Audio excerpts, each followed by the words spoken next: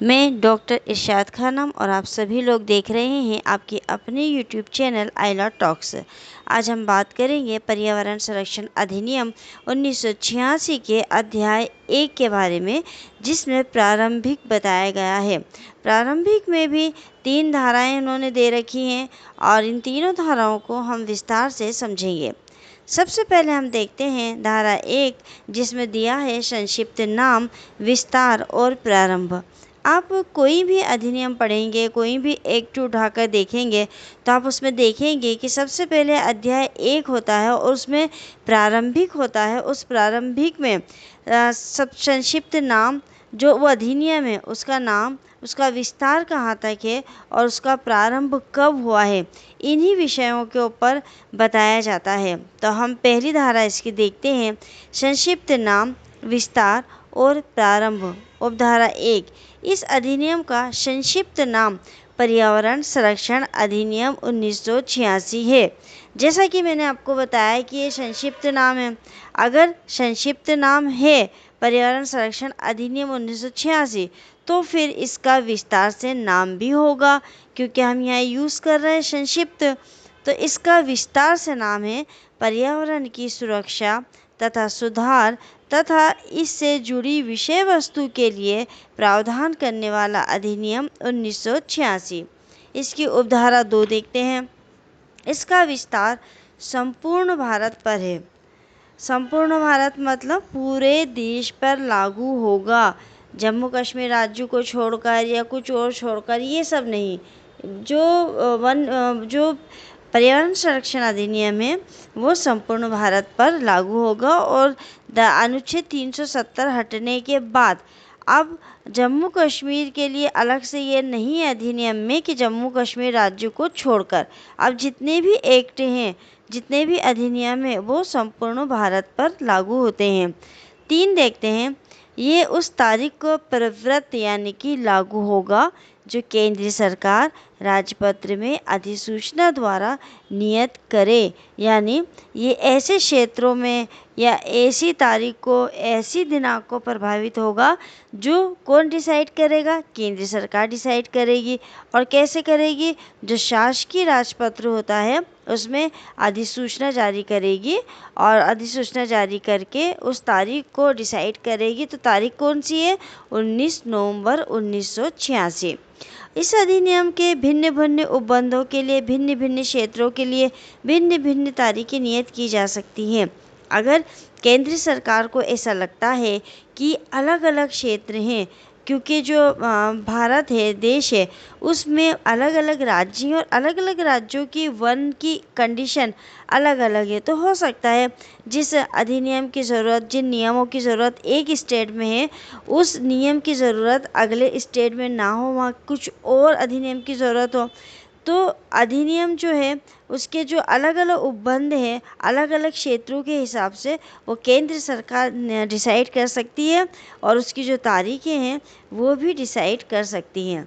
अब धारा 2 देखते हैं, जिसमें परिभाषाएं बताई गई हैं। इस अधिनियम में जब तक कि संदर्भ से अन्यथा अपेक्षित ना हो, परिभाषाओं में आपको इसका मतलब सीधे से समझा देती हूँ कि ये सार्वभौमिक परिभाषाएं नहीं होती हैं। इन परिभाषाओं का मतलब होता है कि अधिनियम के अंतर्गत यदि इनमें से रिलेटेड कोई शब्द आया हो तो उसका मतलब आप यहाँ पर जो लिखा हुआ है उसको समझना है। यानी इस पूरे अधिनियम में अगर जो डेफिनेशन में हम शब्द पढ़ रहे हैं वो शब्द आता है तो उसका अर्थ, उसका मतलब आप वही समझेंगे जो कि यहाँ पर लिखा हुआ है। तो 2 का को हम देख लेते हैं। पर्यावरण के अंतर्गत जल, वायु और भूमि है और वह अंतर संबंध है जो जल, वायु और भूमि तथा मानवों, अन्य जीवित प्राणियों, पादपों और सूक्ष्म जीव और संपत्ति के बीच विद्यमान है। तो पर्यावरण संरक्षण अधिनियम 1986 की धारा 2 का पर्यावरण शब्द की परिभाषा देती है। इसके अंतर्गत या इसके अंदर ये दर्शाया गया है कि पर्यावरण के अंतर्गत क्या क्या सम्मिलित होता है। इस परिभाषा के अनुसार पर्यावरण के अंतर्गत जल, वायु और भूमि है और ये अंतर संबंध है जो जल, वायु और भूमि तथा मानवों तथा अन्य जीवित प्राणियों, पादपों और सूक्ष्म जीव और संपत्ति के बीच होता है। तो इन सब के बीच में आपस में जो संबंध है उसके विषय में भी पर्यावरण में बताया गया है। परिभाषा 2 खा देख लेते हैं। पर्यावरण प्रदूषक। पर्यावरण प्रदूषक से ऐसा ठोस, द्रव्य या गैसीय पदार्थ अभिप्रेत है जो ऐसे सांद्रता में विद्यमान है जो पर्यावरण के लिए क्षतिकर हो सकता है या जिसका क्षतिकर होना संभव है। इस परिभाषा को आसानी से समझ सकते हैं कि पर्यावरण प्रदूषक क्या होते हैं। वह तत्व जो पर्यावरण को प्रदूषित करते हैं, चाहे वह ठोस हो, तरल हो या गैसीय अवस्था में हो, और इतनी मात्रा में हो कि वो प्रदूषण फैला सके या प्रदूषण करते हों। तो ये इसकी डेफिनेशन थी। अब हम 2 गा देख लेते हैं। पर्यावरण प्रदूषक से पर्यावरण में पर्यावरण प्रदूषकों का विद्यमान होना अभिप्रेत है। तो पर्यावरण प्रदूषक से क्या अर्थ निकल रहा है कि पर्यावरण में पर्यावरण प्रदूषक अगर विद्यमान है, मौजूद है, तो उसको कहा जाता है पर्यावरण प्रदूषक। पर्यावरण प्रदूषक का सामान्य भाषा में अर्थ पर्यावरण की गुणवत्ता में गिरावट तथा पर्यावरण का दोष मुक्त होना है। पर्यावरण का खराब हो जाना, बिगड़ जाना, असंतुलित हो जाना, ये प्रदूषण अर्थ को व्यक्त करता है। पर्यावरण प्रदूषण के वास्तविक निहित अर्थ को इन परिभाषाओं में व्यक्त किया गया है। अब 2 घ देख लेते हैं। किसी पदार्थ के संबंध में हतालना से ऐसे पदार्थों का विनिर्माण, प्रसंस्करण, अभिक्रियान्वयन, पैकेज, भंडारकरण, परिवहन, उपयोग, संग्रहण, विनाश, संपरिवर्तन, विक्रय के लिए प्रस्थापना, अंतरण, यह वैसी ही संक्रिया अभिप्रेत है। तो हतालना का मतलब क्या होता है, पहले हतालना को समझ ले, क्योंकि हतालना शब्द कुछ विचित्र सा आपको लग रहा होगा कि हतालना क्या होता है। तो हतालना का इजी लैंग्वेज में अगर कहें तो हम ये कह सकते हैं संभालना, और इंग्लिश में है हैंडलिंग। तो हतालना मतलब संभालना, किसी कार्य को संभालना, किसी निर्माण को संभालना, किसी प्रस्थापना को संभालना। यदि कोई व्यक्ति किसी पदार्थ का निर्माण करता है, पैकेज करता है, भंडारण करता है और वह पदार्थ ऐसा है जो संकटग्रस्त है, उससे संकट पैदा हो सकता है, और वह किसी के विक्रय की प्रस्थापना करता है या उसके संबंध में कोई ऐसा अन्य कार्य करता है जिसे हम कहते हैं कि वह उस पदार्थ को संभालने का कार्य कर रहा है, यह व्यक्ति उस पदार्थ के साथ व्यवहार कर रहा है, तो उसे हम हतालना कहते हैं। और इसमें क्या क्या चीज़ें आ रही हैं वह इस धारा में परिभाषित किया गया है। तो क्या क्या है इसमें, तो निर्माण करना, प्रक्रिया का पालन करना, अभिक्रियान्वयन करना, पैकेज बनाना, भंडार करना, परिवहन करना, उसका उपयोग करना, संग्रहण करना, विनाश करना, उसमें किसी भी प्रकार का संपरिवर्तन करना, और उसको विक्रय के लिए प्रस्थापना करना, उसका अंतरण करना, या उससे जुड़े हुए समस्त कार्य। अगली परिभाषा देखते हैं 2 ड़ा। परिसंकटमय पदार्थ से ऐसा पदार्थ या निर्मिति अभिप्रेत है जो अपने रासायनिक या भौतिक रासायनिक गुणों के या हतालने के कारण मानवों, अन्य जीवित प्राणियों, पादपों, सूक्ष्म जीव, संपत्ति या पर्यावरण को अब हानिकारित कर सकती है। तो परिसंकट में पदार्थ यानी ऐसा कोई पदार्थ जो गैस के रूप में हो, ठोस के रूप में हो, तरल के रूप में हो और किसी के लिए नुकसानकारक हो, मतलब किसी को नुकसान पहुंचा सकते हो।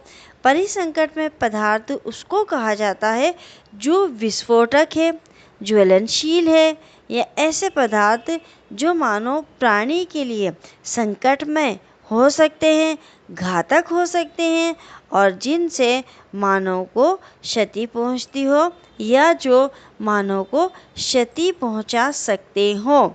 अगली परिभाषा देखते हैं, टू चा जो है अधिष्ठाता।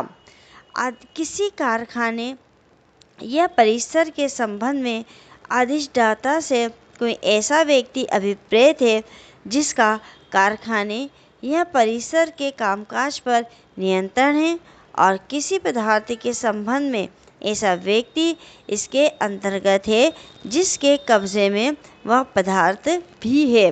तो सबसे पहले हम देखते हैं, अधिष्ठाता का मतलब होता है कब्जाधारी या अधिभोगी। कब्जा यहाँ पर महत्वपूर्ण होता है। यहाँ मालिक की आवश्यकता नहीं होती है, क्योंकि हो सकता है कि मालिक कोई और हो और नियंत्रण में किसी और के हो। तो जिसके नियंत्रण के अधीन वह कारखाना है, संयंत्र है या कब्जा है, उसे कहेंगे अधिष्ठाता। तो अधिष्ठाता से कौन व्यक्ति अभिप्रेत है? ऐसा कब्जाधारी, ऐसा अधिभोगी जो कारखाने का कामकाज देखता हो, उसके परिसर का काम देखता हो, उसके पदार्थ का काम देखता हो और जो उसके नियंत्रण में हो और उसके कब्जे में हो। अब यहाँ तक आपको बहुत अच्छे से समझ में आ गया होगा, ऐसा मुझे लगता है। अब हम इसका अगला और लास्ट डेफिनेशन देखते हैं। टू झा जो है विहित। इस विहित से इस अधिनियम के अधीन बनाए गए नियमों द्वारा विहित अभिप्रेत है। विहित, जब कभी भी किसी कानून में विहित शब्द आए तो इसका मतलब होता है जैसा बताया जाए। और ये जैसा बताया जाएगा तो कौन बताएगा? तो सरकार बताएगी। और सरकार कैसे बताएगी? सरकार नियम बनाकर विहित करेगी। तो विहित यानी कि इस अधिनियम के अधीन बनाए गए नियमों द्वारा विहित अभिप्रेत है। यानी सरकार ने जो इस अधिनियम के अंतर्गत कानून बना दिया है, जो नियम बना दिए गए हैं, वो सब पर लागू होंगे। और ये नियम केंद्र सरकार बनाती है। ये अधिनियम केंद्र सरकार को दो उद्देश्यों के लिए नियम बनाने की शक्ति देती है। पहली, पर्यावरण के संरक्षण और सुधार के लिए किए जाने वाले उपायों के संबंध में, और दूसरा जो है वो है इस अधिनियम का उद्देश्य का कार्यान्वयन करने के लिए केंद्र सरकार को शक्ति दी गई है। तो केंद्र सरकार समय समय पर नियम बनाकर विहित करेगी और उन नियमों द्वारा जो चीज़ें बताई जाएंगी वही विहित शब्द का तात्पर्य होगा। तो अध्याय 1 में जितनी भी परिभाषाएं दी गई हैं उसको मैंने सरल और विस्तारित रूप से आपको बताने की, समझाने की कोशिश की है। अगर आपको वीडियो पसंद आता है तो आप लाइक करिए, कमेंट्स करिए, शेयर करिए। और अगर आपसे एक को इससे रिलेटेड कोई और क्वेश्चन पूछना है या आपको ये समझ में ना आया हो, आप चाहते हैं कि थोड़ी सी और इजी लैंग्वेज में आपको समझाया जाए, तो आप हमें कमेंट्स करके ज़रूर बताइएगा। और साथ ही साथ हमारे चैनल को सब्सक्राइब भी करिएगा। मिलेंगे अगले वीडियो में एक नए टॉपिक, एक नए विषय के साथ। तब तक के लिए शुक्रिया, धन्यवाद।